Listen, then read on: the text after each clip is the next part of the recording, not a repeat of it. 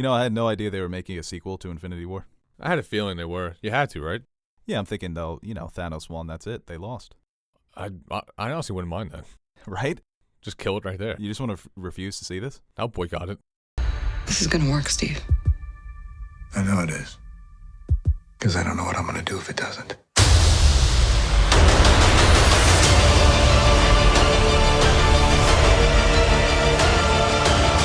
Avengers 4 Endgame. Got the title, got some new footage, and me and Teddy are here to break down this trailer. Ted, you excited? I'm pretty pumped up about this. The trailer was more depressing. It didn't really set much up, though. You got no answer from it. No, this was the drug dealer just giving a taste. Yeah. This one's on the house. Come back in April for more. And I'm coming back like a fiend. Yeah, but no, this trailer focused more on the characters. It's really the aftermath of what they're calling it, the decimation, how this affected them emotionally and personally.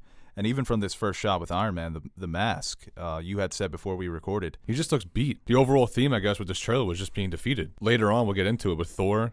You know, he just looks like a bum. Like, yeah, he does. He looks like Eminem from 8 Mile. Pretty much. Like he's living with his mom in his trailer. The thing with Thor is his mom is dead. His whole family's dead. Yeah, no, I think it's interesting to tackle this movie from the perspective of how you handle defeat, the agony that these characters are going through now. And it's interesting to see what type of time jump we're going to have between the movies. But this first moment with Tony Stark where he's basically just writing his death note to Pepper Potts, the final words, his last words. Do you think it's going to be too cheesy if they have Captain Marvel save him? Well, yeah, that's been an idea that I've seen floating around, that because he's in space and she got the call from Nick Fury, that they're going to somehow intersect. It will make sense, too, because Tony Stark always just does the impossible. He might get like a last-ditch message out, and Captain Marvel might get it on the way here. Yeah, distress signal. Yeah.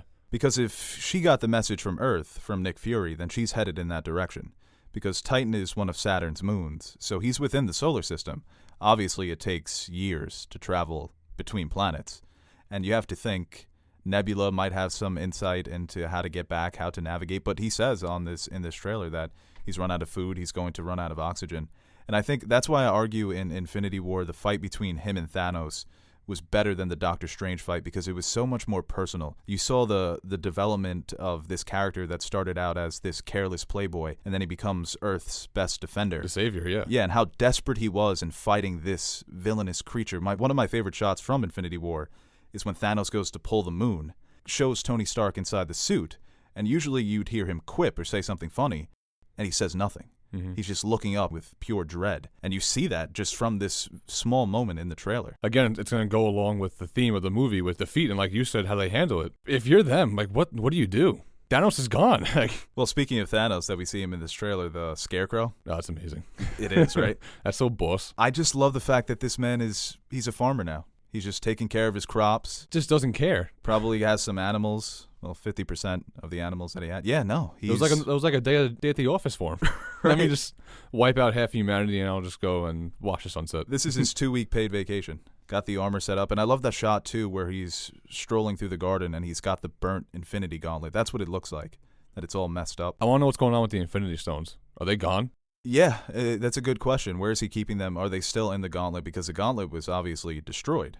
Maybe he built like a Minecraft chest, and he's keeping them somewhere in the farm. He could have, but I feel like they would have mentioned something when they went to get his gauntlet made on that planet. What was it? By Eitri the dwarf. Yeah. On Nidavellir. Nidavellir, yeah. It's So a tongue twister. I think they're gone because. And I read a report saying that the Russo brothers said that he used the remaining power of the stones to heal his wound on his chest. Yeah, that's interesting. Maybe they are destroyed from such an immense use of their power that they just kind of... Was it answered that he was in the Soul Stone when he left, though? Because, he went there to go talk to Gamora, but is that where he is right now? I think I've read that he's not in the Soul Stone, that he's on a planet that he designated for the aftermath where he was going to live. But he does go into the Soul Stone when he visits with Gamora. Could that be where Nebula's going? Because it doesn't seem like Nebula's on the same ship as Stark. It looks like in this shot that she has her hand on his shoulder. Could be the same ship, they could be in different ships, but we were just talking that maybe Nebula knows where Thanos is. If one person is going to know where Thanos went, it would be her. And she would go front on him. She's rolling up Dolo. Might try and hit him again with the ship when she's on. Yeah, but that's such an interesting pairing to see them together. And then we get the shot of, obviously, the logo, and it turns into dust. Speaking of part 2, do you like the title?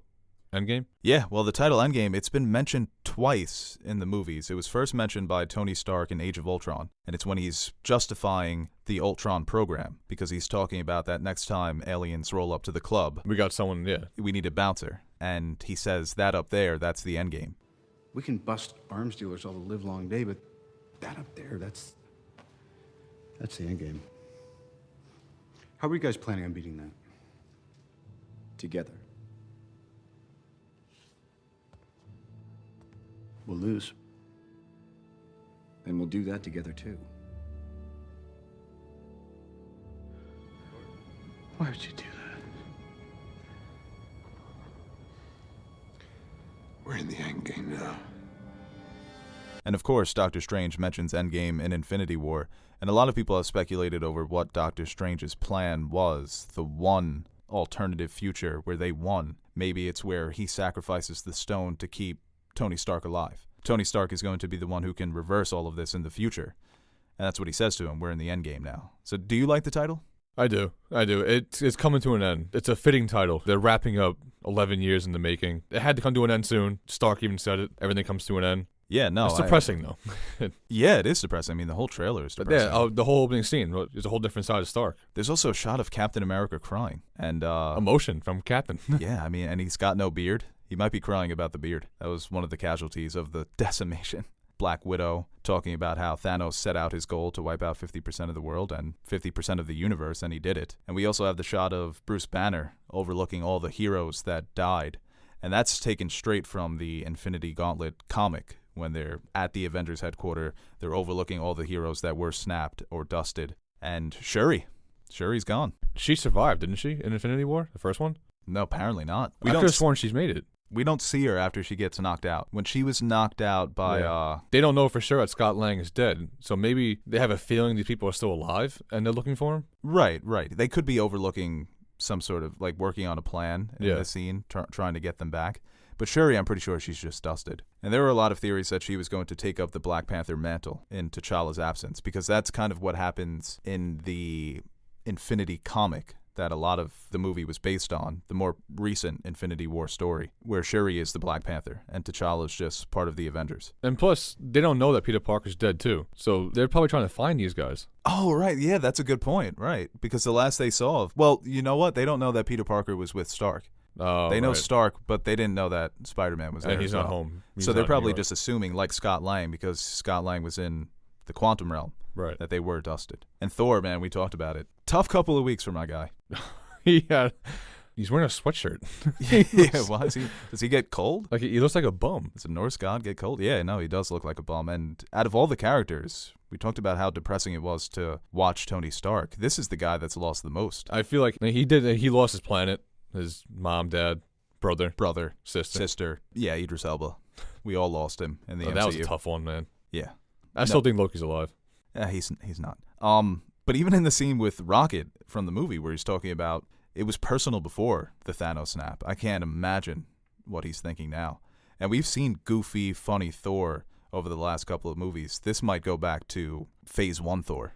All business and all fighting, too. Knowing what we know right now and then thinking back to what he said, it's just so outlandish. I'm just going to kill Thanos, yeah. Right, He's a little tougher than you think. Right, yeah. He was so confident. Yeah. And like Thanos said, he should have went for the head. He had the proper weapon. But he's not even, but when he says that too, he's well-rounded now. He's not an immature guy. Right, and you said that you love the shot of Hawkeye too, right? No, that's my favorite part. Yeah, and his return, because he wasn't in the first movie. He had the voiceover with Captain, because I'm sure he lost his family. Yeah, when Captain America talks about we lost friends, family, yeah, a part of us. He turns into Ronin. They're now. probably dead, right? I would think so, yeah. Yeah, and that's straight from the comics, the Ronin persona.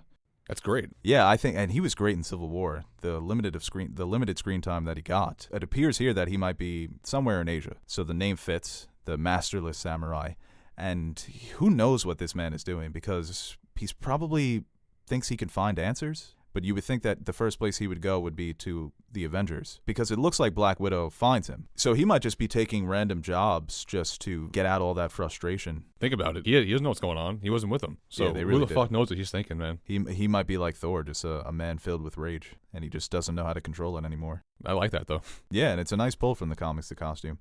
Captain America and Black Widow are discussing their plan. Black Widow tries to reassure Steve that the plan is going to work. Captain America says, it better work or else I don't know what I'm going to do.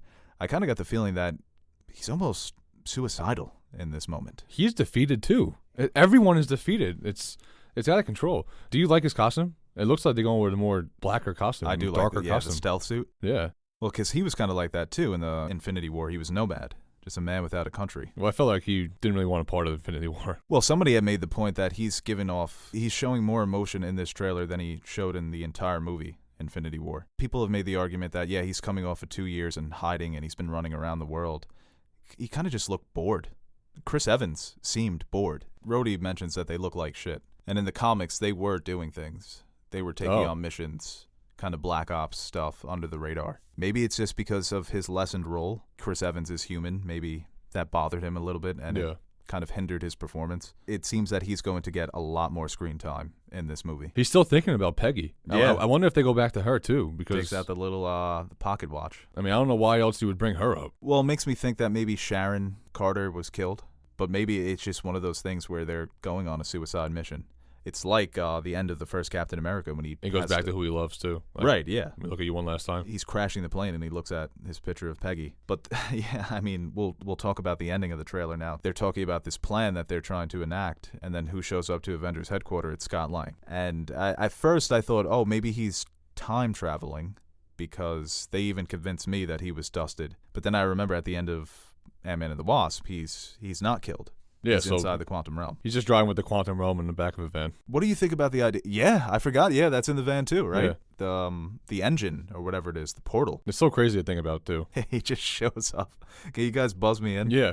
Do you think him being in the quantum realm saved him from the snap? Not necessarily. I think he's just one of the guys that made it out. Well, it could be interesting if it's only their universe that's affected and other universes aren't. So I guess the quantum realm qualifies as a separate universe. So when Thanos wanted to kill half the universe, he kept it to focus one on our universe. Yeah, not the multiverse. It could have, yeah. So that could be a way that they can sense. get around it. I mean, if you guys haven't seen these photos yet, these set photos from Avengers 4, skip ahead.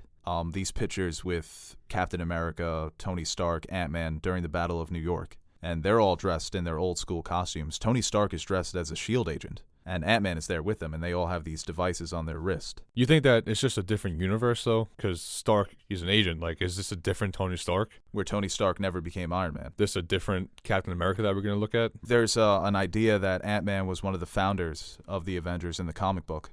And people were actually upset when he wasn't announced for the first movie. So maybe this is an alternate reality where Ant-Man, Scott Lang, was one of the founders. And Iron Man ended up working for S.H.I.E.L.D. his whole life. And he never builds the Iron Man suit. That's the path that he went on. It's so fitting, too. He would come in and it just goes from depressing to, like, more charming, more happy vibe. Yeah. You know? The world has gone to shit, and he's smiling. He's having a good time. You buzz me in quick, please? Well, they're so stunned, too. They can't believe that he's actually there. He kind of looks, Captain America looked like the Pikachu meme. Yeah, first, when I first texted you about it, well, they don't know that he has a quantum realm, but... Yeah. We know. But when I texted you, I'm like, why are they looking at him so crooked? Like he was like Superman. Well, all this technology is unknown to the public. Hank Pym made an effort to hide all of this tech from the world. They don't even know that this exists. Who knows what we could have done with it? And you have made the point that Scott Lang really doesn't know how the technology works. No, because in the first Ant-Man, it was like he was a genius. But then the second one, it was just like he was being taught everything. Yeah, they have to open it up to Dr. Banner because he's the smartest guy they got there. And I think, obviously, I think they're going to unite the whole team because we still have Stark drifting in space. But we were just talking about before we recorded, too, that maybe Stark dies in space.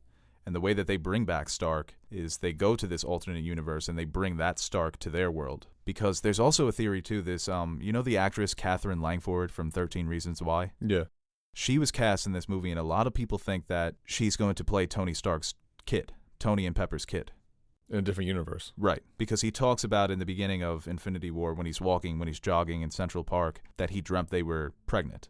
So... And that he wanted a real life, not to be a superhero anymore. Right. So that could be interesting. Do you think it's a time travel thing to get everyone back, or do they go back to the Battle of New York and maybe bring people back? I think it could be a combination of both. I've read theories about that. They're going to race Thanos through time and try to find all the Infinity Stones before he got to them at the beginning of Infinity War. Well, think about it, too. If Thanos doesn't have the Infinity Stones, he can't do any of this anymore. What is he besides just a Titan? He has no more power, really, right? He is a sorcerer. And he's got to have the stones then, because you can't just have them traveling through time without no Thanos reason. on If they're their gone, ass. they're gone, right? Imagine them hitting all the main moments of the MCU and Thanos is just on their ass the whole time. That would be awesome. That'd be sick. Yeah. He's got to have access to some of the stones. Maybe he's got like a couple. Maybe he's only got the power and the time stone, so it makes it more of a fair fight. And maybe they get access to the other 4 stones. Well, yeah, the fair fight could be the weakened gauntlet.